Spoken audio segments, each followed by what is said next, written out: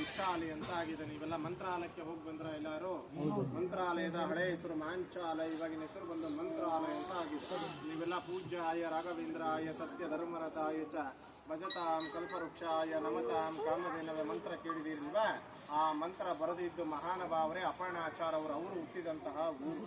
ಇದೇ ಊರಲ್ಲಿ ರಾಘವೇಂದ್ರ ಸ್ವಾಮಿಗಳವರು ಅವರ ಮಂತ್ರಾಲಯಕ್ಕೆ ಅವರು ಬೃಂದಾವನ ಪ್ರವೇಶ ಹಾಕಿನ ಮುಂಚೆ 13 ವರ್ಷ ಕಾಲ ರಾಯರು ಈ ಕ್ಷೇತ್ರದಲ್ಲಿ ಇದ್ದಿದ್ದು. ಅಪರ್ಣಾಚಾರ್ ಅವರ ಶಿಷ್ಯರ ಜೊತೆಗೆ ಇದೇ ಊರಲ್ಲಿ ಇರೋ ಕಾಲದಲ್ಲಿ ನಿಮಗೆ ಎದುರುಗಡೆ ಬೃಂದಾವನ ಕಾಣಿಸ್ತಿದ್ದೀರಾ ಎಲ್ಲರಿಗೂ? ಇದೇ ಕಟ್ಟಿ ಮೇಲೆ ಸಾಕ್ಷಾತ್ ಶ್ರೀ ರಾಘವೇಂದ್ರ ಸ್ವಾಮಿಗಳವರ ಒಂದಲ್ಲ ಎರಡಲ್ಲ 13 ವರ್ಷ ಕಾಲ ರಾಯರು ಇಲ್ಲಿ ಜಪ ತಪ ಅನುಷ್ಠಾನ ಹೋಮ ಮತ್ತೆ ಹವನಗಳು ಮಾಡಿದಂತಹ ಸ್ಥಳ ಇದು. ರಾಯರು ಜಪ ಮಾಡ್ತಿರುವಂತಹ ತಪಸ್ಸು ಮಾಡ್ತಿರುವಂತಹ ಕಟ್ಟೆ ಇದು. Place of meditation place. Shri Raghavendra ಸ್ವಾಮಿಗಳವರಿಗೆ ಪ್ರತಿನಿತ್ಯನ ಅವರು ಇಲ್ಲಿ ಊಟ ಮಾಡುವ ಸಮಯದಲ್ಲಿ ಅವರಿಗೆ ತುಂಬಾ ಇಷ್ಟವಾದ ಪದಾರ್ಥ ಬಂದು ಕಡ್ಲೆಬೇಳೆ ಚಟ್ನಿ ಮತ್ತೆ ಮಸ್ತಿ ಕಡುಬು ಅಂತ ಬರ್ತದೆ. ಮಸ್ತಿ ಕಡುಬು ಅಂದ್ರೆ ನೀವು ಗಣೇಶ ಚತುರ್ಥಿ ಬಂದಾಗ ದೇವರ ನೈವೇದ್ಯಕ್ಕೆ ಊರಣದ ಕಡುವು ಅಂತ ಮಾಡ್ತೀವಿ. ಅದು ರಾಯರಿಗೆ ತುಂಬಾ ಇಷ್ಟ. ಅಪರ್ಣಾಚಾರ್ ಅವರ ಪ್ರತಿ ದಿವಸನೂ ರಾಯರಿಗೋಸ್ಕರವಾಗಿ ಮಾಡಿಕೊಡ್ತಾ ಇದ್ರು. ಇವಾಗೂ ಇದೆ. 400 ವರ್ಷದ ಹಳೆಯ ಕಾಲದ್ದು ರಾಯರಿಗೆ ಬಳಸ್ತಿರುವಂತಹ ವರಳಕಲ್ಲಂತ ಮೇಲುಗಡೆ ಬರೆದಿರ್ತಾರೆ. ಹೋಗ್ತಾ ನೋಡ್ಕೊಂಡು ಹೋಗಿ.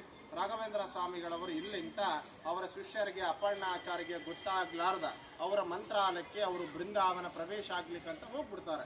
ಅಪರ್ಣಾಚಾರ್ ಅವರಿಗೆ ಗೊತ್ತಾದ ಮೇಲೆ ಇಲ್ಲ ರಾಘವೇಂದ್ರ ಸ್ವಾಮಿಗಳವರ ಬೃಂದಾವನವನ್ನು ಅಡ್ಡಿ ಹಾಕಬೇಕು ನಿಲ್ಲಿಸಬೇಕು ಅಂತ ಬಹುಶಃ ನೀವೆಲ್ಲ ಟಿವಿಸಲ್ಲಿ ನೋಡಿರ್ಬೋದು ಅನ್ಕೊಂತೇನೆ.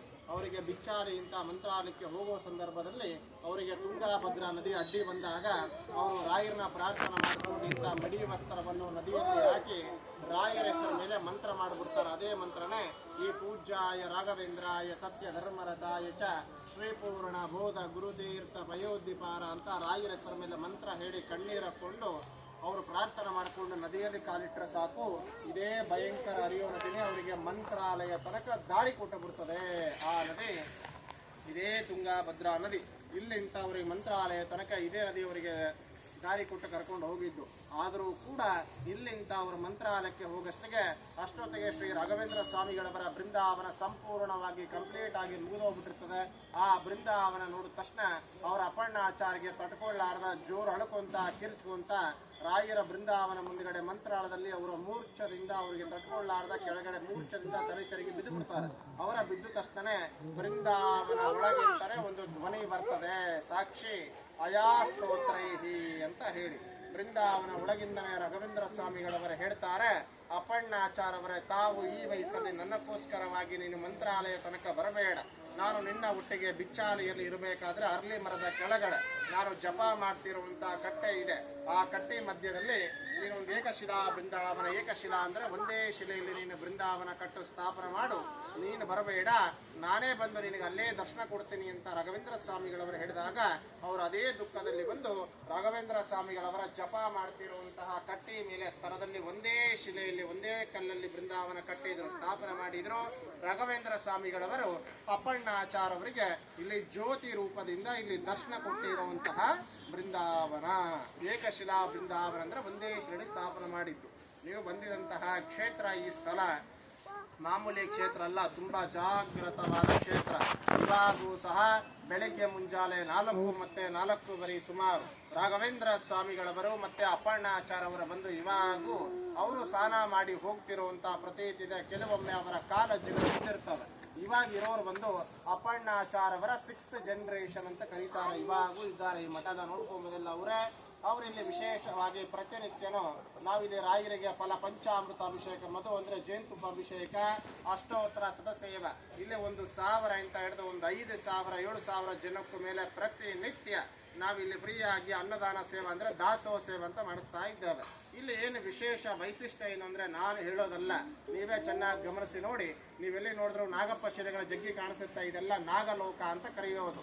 ನಿಮ್ಮ ಕುಟುಂಬದಲ್ಲಿ ಯಾರಿಗಾನ ಮದುವೆ ಆಗಿಲ್ಲ, ಮ್ಯಾರೇಜ್ ಪರ್ಪಸ್ ಆಗಲಿ ಅಂದ್ರೆ ಮಕ್ಕಳಾಗಿಲ್ಲ, ಸಂತಾನ ಮದುವೆ ಆಗಿ ಎಷ್ಟೋ ವರ್ಷ ಆಯ್ತು ಸಂತಾನ ಪ್ರಾಪ್ತಿ ಆಗಿಲ್ಲ, ನಾಗದೋಷ, ಕಾಲ ಸರ್ಪದೋಷ, ಕುಜದೋಷ, ಮಂಗಳ ದೋಷ, ರಾವು ದೋಷ, ನರದೃಷ್ಟಿ, ಶತ್ರುದೋಷ, ಬ್ಲ್ಯಾಕ್ ಮ್ಯಾಜಿಕ್ ಪರವಾಗಿ ಇಲ್ಲಿ 48 ದಿವಸ ರಾಯರು ಇರೋ ಕಾಲದಲ್ಲಿ ಇಂತ ಬಂದಿದಂತಹ ಪದ್ಧತಿ. 48 ದಿವಸ ನಾಗಮಂಡಲ ಗೃಹ ಮಂಡಲ ಪೂಜಾ ಅಂತ ನಡೀತದೆ. ಅದಕ್ಕೆ ನಿಮಗೆ ರಾಯರ ಮೇಲೆ ಹಾಕಿದಂತಹ ವಸ್ತ್ರ, ರಾಯರ ಒರಿಜಿನಲ್ ಫೋಟೋ ವಿತ್ ಸಿಗ್ನೇಚರ್ ಫೋಟೋನು ಪ್ರಸಾದ ಮುಖಾಂತರ ಇವಾಗ ಕೊಡ್ತಾರೆ. ಬೇಡಿಕೆ ಸಹ ಬರ್ಕೊಂಡು ನಿಮಗೆ ಪ್ರತಿ ತಿಂಗಳ ಕೊನೆ ಭಾನುವಾರ ಬರುತ್ತಲ್ವಾ, ವೀಕೆಂಡ್ ಸಂಡೇ, ಅವತ್ತಿನ ದಿವಸ ನಿಮ್ಮ ಕುಟುಂಬದ ಮಕ್ಕಳ ಆಯುಷ್ಯ, ಮಕ್ಕಳ ಆರೋಗ್ಯ, ಮಕ್ಕಳ ಎಜುಕೇಶನ್ ಪರವಾಗಿ ಜಾಬ್ ಪ್ರಮೋಷನ್ ಆಗಲಿ, ಬಿಸ್ನೆಸ್ ಆಗಲಿ, ಫೈನಾನ್ಸ್ ಆಗಲಿ, finance recovery, court cases, skin disease, ಮನೆ ಹೊರಗಡೆ ದುಡ್ಡಿನ ತೊಂದರೆ, ಹಣ ತೊಂದರೆ, ನೆಮ್ಮದಿ, ಶಾಂತಿ, ಈ ತರ ಏನೇ ಸಮಸ್ಯೆ ಇದ್ರೂ ಸಹ ರಾಯರ ಹತ್ರ ಎಲ್ಲರೂ ಒಂದು 5 ನಿಮಿಷ ಚೆನ್ನಾಗಿ ಪ್ರಾರ್ಥನೆ ಮಾಡ್ಕೊಂಡಾಗ ಅದಕ್ಕೋಸ್ಕರವಾಗಿ ಯಾರು ಬೇಡಿಕೆ ಸಹ ಸೇವೆಗಳು ಮಾಡ್ತಿರ್ತಾರೋ ಆ ಬೇಡಿಕೆ ಪರ್ಪಸ್ ಮೇಲೆ ಇಲ್ಲಿ ಭಾನುವಾರ ಅಥವಾ ರಾಯರ ವಾರ ಗುರುವಾರ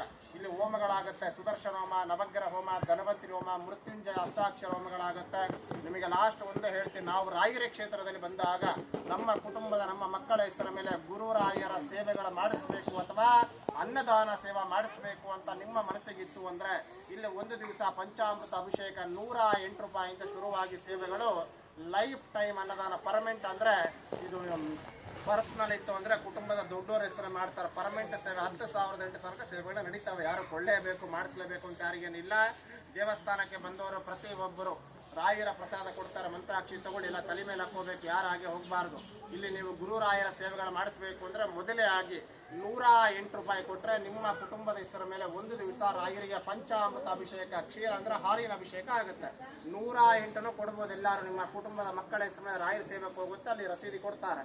ಇಲ್ಲ ಆರೋಗ್ಯಕ್ಕೋಸ್ಕರ ಮಾಡಿಸ್ಬೇಕು ಅಂದ್ರೆ 508 ಕೊಟ್ರೆ ಆರೋಗ್ಯಕ್ಕೋಸ್ಕರ ಗುರುವಾರ 108 ಜನ ಮಕ್ಕಳನ್ನ ಕೂಡಿಸಿ ಈ ರಾಯರ ಸ್ತೋತ್ರ ಇದೆ ಅಲ್ವಾ, ಈ ಸ್ತೋತ್ರವನ್ನು 108 ಸಲ ಪಾರಾಯಣ ಮಾಡಿಸಿ ಜಪ ಮಾಡಿಸ್ತೇವೆ. ಯಾರಿಗೆ ಆರೋಗ್ಯ ಸಮಸ್ಯೆ ಇದನೋ ಅವರ ಹೆಸರ ಮೇಲೆ, ತಂದೆಗಾಗ್ಲಿ ಮಕ್ಕಳೇ ಆಗ್ಲಿ ಅಂತ ಒಂದು ಸಲ ಆರೋಗ್ಯ ಸೇವೆ ಮಾಡಿಸಿ ನೋಡಿ, ನಿಮಗೆ ಗೊತ್ತಾಗ್ತದೆ. ಇವೆರಡೂ ಸೇವೆ ಅನ್ನದಾನಕ್ಕೆ ಹೋಗಲ್ಲ. ಅನ್ನದಾನ ಮಾಡಿಸ್ಬೇಕು ಅಂತ ನಿಮ್ಮ ಮನಸ್ಸಿಗೆ ಅನಿಸಿದ್ರೆ ಕೇವಲ 1,008 ಪ್ರಾರಂಭ ಆಗುತ್ತೆ. ಯಾರು ಅನ್ನದಾನ ಸೇವೆ ಮಾಡಿಸ್ತಾರೆ ಅವರಿಗೆಲ್ಲರಿಗೂ ರಾಯರ ಒರಿಜಿನಲ್ ಫೋಟೋ ಕೊಡ್ತಾರೆ. ಕೇವಲ 1,008 ಅಥವಾ 1,508 ಮಾಡಿಸಿದ್ರೆ 1 ತಿಂಗಳು ನಿಮ್ಮ ಹೆಸರು ಅನ್ನದಾನ ಸೇವೆ ಆಗುತ್ತೆ. ಮಕ್ಕಳಕ್ಕೋಸ್ಕರ ಮಾಡಿಸ್ಬೇಕು ಅಂದ್ರೆ 2,008, 2,508 5 ತಿಂಗಳ ಅನ್ನದಾನ ಮಕ್ಕಳಕ್ಕೋಸ್ಕರ 12 ಹೋಮಗಳಾಗುತ್ತೆ. ಮಕ್ಕಳ ಪರವಾಗಿ ಬೇಡಿಕೆ ಇತ್ತು ಅಂದ್ರೆ ಒಂದು ಸಲ ಮಕ್ಕಳ ಹೆಸರ ಮೇಲೆ ಬರೆಸಿ ಹೋಗಿ ಬೇಡಿಕೆ ಸಹ ಬರ್ಕೊಂತಾರೆ. ಇಲ್ಲ 1 ವರ್ಷ ಮಾಡಿಸ್ಬೇಕು ಅಂದ್ರೆ ಮದುವೆ, ಸಂತಾನ, ನಾಗದೋಷ ಎಲ್ಲದಕ್ಕೂ ಬರುತ್ತೆ. ರಾಯರು ವಸ್ತ್ರ ಫೋಟೋ ಕೊಡ್ತಾರೆ. 1 ವರ್ಷ ಮಾಡಿಸಿದವರಿಗೆ 5,008 ಕೊಟ್ರೆ 1 ವರ್ಷ 365 ದಿವಸ ಅನ್ನದಾನ ಸರ್ವ ಸೇವಾಗಿ ಗೋದಾನ, ಗೋಗ್ರಾಸ, ಮದುವೆ, ಸಂತಾನ, ನಾಗದೋಷ, ಬ್ಲಾಕ್ ಮ್ಯಾಜಿಕ್ ಪರವಾಗಿ ಎಲ್ಲದಕ್ಕೂ ಬರ್ತದೆ.